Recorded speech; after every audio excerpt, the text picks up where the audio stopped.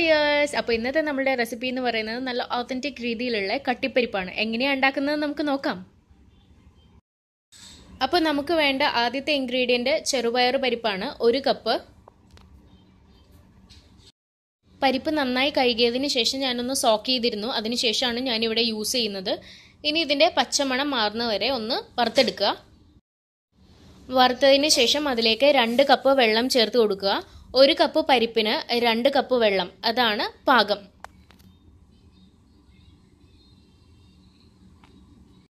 ഇനി ഇതിലേക്ക് 1/4 ടീസ്പൂൺ മഞ്ഞൾപ്പൊടി ചേർത്ത് കൊടുക്കുക. ഇനി ഇതിലേക്ക് ആവശ്യത്തിന് ഉപ്പ് ചേർത്ത് കൊടുക്കുക. ഞാനിവിടെ 1/2 ടേബിൾ സ്പൂൺ ഉപ്പാണ് ചേർക്കുന്നത്. 1 ടേബിൾ സ്പൂൺ വെളിച്ചെണ്ണ ചേർത്ത് കൊടുക്കുക. ലോ ഫ്ലെയിമിൽ 2 വിസിൽ വരുന്നവരെ വേവിക്കുക. മിക്സിയുടെ ജാറിലേക്ക് 1/2 കപ്പ് തേങ്ങ ചിരകിയത് ചേർത്ത് കൊടുക്കുക. ഒപ്പം 1 പച്ചമുളക് നെടുകെ കീറിയത്, അതിലേക്ക് 1/2 ടേബിൾ സ്പൂൺ ചെറിയ ജീരകം അഥവാ നല്ല ജീരകം ചേർത്ത് കൊടുക്കുക. ഇതിലേക്ക് ആവശ്യത്തിന് വെള്ളം ചേർത്ത് കൊടുക്കാം.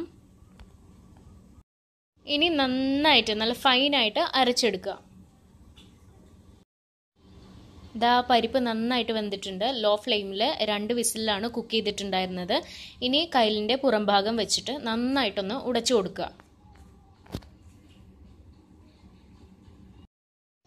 ഇനി ഇതിലേക്ക് നമ്മൾ അരച്ചു വെച്ചിട്ടുള്ള അരപ്പ് ചേർത്ത് കൊടുക്കാം. ഇനി ഇത് നന്നായിട്ട് ഇളക്കി യോജിപ്പിക്കുക. പരിപ്പ് തിളച്ച് നന്നായിട്ട് കുറുകി വരുമ്പോൾ അതിലേക്ക് 1 ടേബിൾ സ്പൂൺ നെയ്യ് ചേർത്ത് കൊടുക്കുക. ഇനി ഇതിലേക്ക് കുറച്ച് കറിവേപ്പില ചേർത്ത് കൊടുക്കുക. ഒന്ന് ഞെരടിയോ അല്ലെങ്കിൽ 2ആയിട്ടൊന്ന് കീറിയോ ഇട്ട് കൊടുക്കാം. അതുപോലെ 1 പച്ചമുളക് 2ആയി കീറിയത് ഇട്ട് കൊടുക്കാം. ഇത് ഒരുപാട് എരിവില്ലാത്ത കറിയാണ്. അപ്പോൾ നിങ്ങൾക്ക് എരിവ് ആവശ്യമായിട്ട് തോന്നുവാണെങ്കിൽ നിങ്ങൾക്ക് ഒന്നുകൂടെ പച്ചമുളക് ഇതിലേക്ക് ആഡ് ചെയ്ത് കൊടുക്കാവുന്നതാണ്. ഇതാണ് ഇതിൻ്റെ കൺസിസ്റ്റൻസി എന്ന് പറയുന്നത്. ഒരുപാട് നമ്മളിത് വറ്റിക്കണം എന്നില്ല, കാര്യം ഇരിക്കുന്തോറും ഒന്നുകൂടെ കുറുകി വരും. അപ്പോൾ കുറച്ച് ലൂസായിട്ട് ഇടുന്നതാണ് നല്ലത്.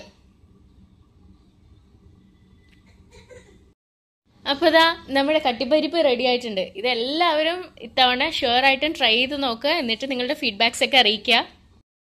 ഞാൻ അപ്പോൾ കട്ടിപ്പരിപ്പ് ഒരു സെർവിങ് ബൗളിലേക്ക് മാറ്റുകയാണ്. നിങ്ങൾക്ക് ഈ വീഡിയോ ഇഷ്ടപ്പെട്ടാൽ ലൈക്ക് ചെയ്യുക, കമൻറ്റ് ചെയ്യുക, ഷെയർ ചെയ്യുക.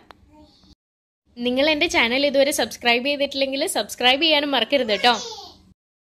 സബ്സ്ക്രൈബ് ബട്ടൻ്റെ തൊട്ടടുത്തുള്ള ബെല്ലൈക്കൺ കൂടെ എനേബിൾ ചെയ്യണേ.